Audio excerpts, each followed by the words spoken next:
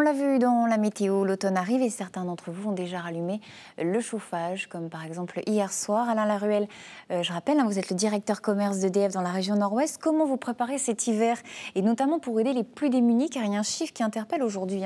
11% des Français peinent à payer leurs factures d'énergie. Oui, absolument. Dans le Nord-Pas-de-Calais, d'ailleurs, je crois que c'est à peu près un Français sur 6 a du mal à payer ses factures d'énergie. La structure des logements en France, c'est 2 tiers chauffés, gaz, fioul, électricité, propane, réseau de chaleur, 1 tiers à l'électricité.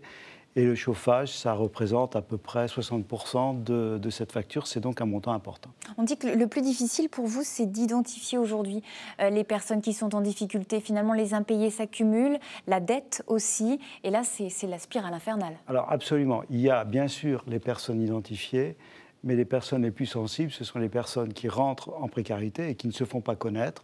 Et c'est pour ça qu'un de nos points les plus importants pour le travail sur les démunis, c'est travailler en réseau avec la BPA, les Restos du Cœur, les associations, les assistantes sociales, de façon à identifier et aider ces familles. Est-ce que la loi vous aide aujourd'hui? Est-ce qu'elle renforce la protection de ces familles? Alors la loi renforce la protection de ces familles. À partir du 1er novembre, nous maintiendrons la fourniture d'électricité et d'énergie à tous les clients démunis, sans aucune coupure. Et donc ces clients seront protégés et bénéficieront de l'énergie sans restriction. En revanche, les clients plus aisés pourront, s'ils ont les moyens de régler et ne règlent pas leurs factures, se voir réduire leur possibilité d'accès à l'énergie. Donc c'est plutôt des limitations de puissance. Aujourd'hui, on dit aussi que toutes les personnes qui bénéficient de la couverture médicale universelle peuvent avoir le tarif de première nécessité, les tarifs sociaux d'EDF. Est-ce qu'elles le savent déjà? Alors, elles ne le savent pas toujours, mais aujourd'hui, nous avons plaidé et nous avons été écoutés par la pouvoir publique pour une attribution automatique de ce tarif.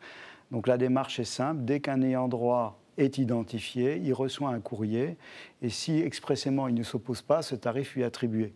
Ça lui apporte une économie de l'ordre de 90 à 100 euros par mois. Et si on ajoute les économies d'énergie qu'on peut faire dans un logement sans se priver finalement du bénéfice de l'énergie, ça permet finalement d'économiser à peu près 20% de la facture. Justement, vous parlez d'éco-gestes, entre guillemets, vous faites aussi ça, de la prévention pour mieux gérer son budget. Vous dites que ça peut aussi être une source d'économie. Quels sont les petits gestes qu'on peut faire finalement tous les jours chez soi pour gagner quelques dizaines d'euros? Écoutez, des gestes très simples. Déjà, la nuit, fermez tous les appareils qui restent en veille.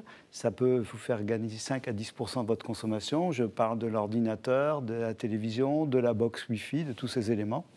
Après, derrière, c'est veiller à votre régulation de chauffage. 1 degré, ça représente à peu près pas loin de 10% de votre consommation, donc veillez à bien régler ces éléments.